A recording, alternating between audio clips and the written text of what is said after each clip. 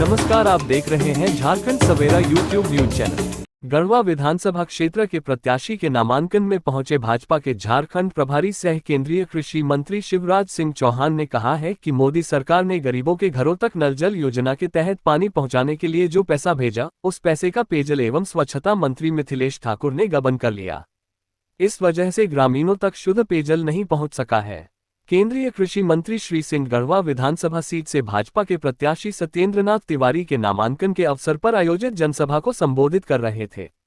बुधवार को गढ़वा के रामासाहू आयुर्वेदिक सीएम एक्सीलेंस विद्यालय के स्टेडियम में आयोजित जनसभा में मुख्य अतिथि के रूप में उपस्थित केंद्रीय कृषि मंत्री शिवराज सिंह चौहान ने कार्यकर्ताओं को संबोधित करते हुए कहा कि 5 साल तक मंत्री मिथिलेश ठाकुर ने खूब बालू खाया है। अब बाल्टी में बालू बेचने की नौबत आ गई है। इसके चलते गरीबों का आवास नहीं बन पाया।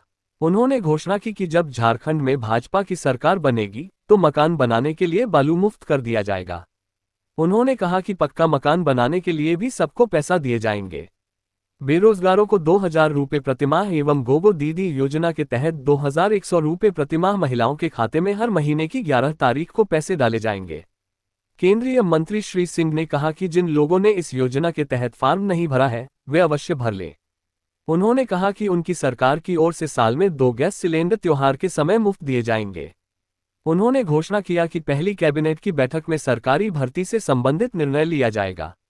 जनसभा को केंद्रीय कोयला राज्य मंत्री सतीश चंद्र दुबे, पलामू सांसद बीडी राम, राबतसगंज के विधायक भूपेश चौबे एवं प्रत्याशी सत्येंद्रनाथ तिवारी ने भी संबोधित किया। केंद्रीय कृषि मंत्री सह झारखंड प्रभारी शिवराज सिंह चौहान ने कहा है कि इस बार जनता हेमंत सोरेन को सिंहासन से लात मारकर गिरा देगी। उन्होंने कहा कि प्रदेश में सरकार बनते ही जिन्होंने पेपर लीक का अपराध किया है उन्हें जेल भेजा जाएगा। श्री चौहान ने भाजपा के गढ़वा प्रत्याशी सत्येंद्रनाथ तिवारी के नामांकन मौके पर आयोजित सभा को संबोधित करते हुए कहा कि यह सिर्फ सही उम्मीदवार का चुनाव नहीं है, बल्कि धरती, बेटी व रोटी बचाने का भी चुनाव है।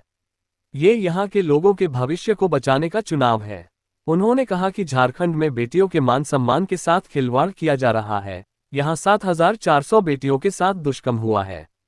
विकास, रोजगार व गरीबों के उत्थान के लिए वोट करें। इस मौके पर केंद्रीय कोयला राज्य मंत्री सतीश चंद्र दुबे ने कहा है कि झारखंड सरकार की झामुमो सरकार ने 5 सालों तक अपने चुनाव पूर्व किए गए घोषणा के अनुरूप काम नहीं किया है, लेकिन जब भाजपा की सरकार बनेगी तब किए गए घोषणा के हिसाब से एक योजना पर काम किया जाएगा। उन्होंने कहा कि विकास, रोजगार एवं गरीबों के उत्थान के लिए भाजपा को वोट करें। इस मौके पर पलामू के सांसद बीडी राम ने कहा कि ऐसे जनप्रतिनिधि का चुनाव नहीं करें जिसके लिए आपको 5 साल तक अफसोस करना पड़े। उन्होंने कहा कि प्रदेश में डबल इंजन की सरकार बनानी है तो गढ़वा में भी भाजपा प्रत्याशी सत्येंद्रनाथ तिवारी को जिताना होगा। उन्होंने कहा कि केंद्र की योजनाओं पर झारखंड सरकार ब्रेक लगाने का काम कर रही है। वहीं प्रत्याशी सत्येंद्रनाथ तिवारी ने कहा कि हम लोगों का वोट ज्यादा है लेकिन मतदान प्रतिशत कम है, जबकि ऊंचरी में रहने वालों का वोट कम है लेकिन मत प्रतिशत ज्यादा होता है।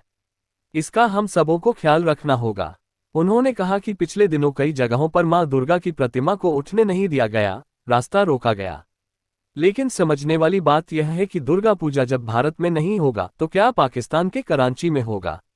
श्री तिवारी ने कहा कि जल जीवन मिशन में 5000 करोड़ रुपए का झारखंड में घोटाला हुआ है। 800 करोड़ रुपए का टेंडर मैनेज किया गया है, जिस पर पीएमओ को संज्ञान लेना पड़ा। उन्होंने कहा कि गढ़वा सहित पूरे झारखंड में अवैध उत्खनन की बाढ़ आ गई है। झारखंड विधानसभा चुनाव 2024 को लेकर बिगुल बज गया है।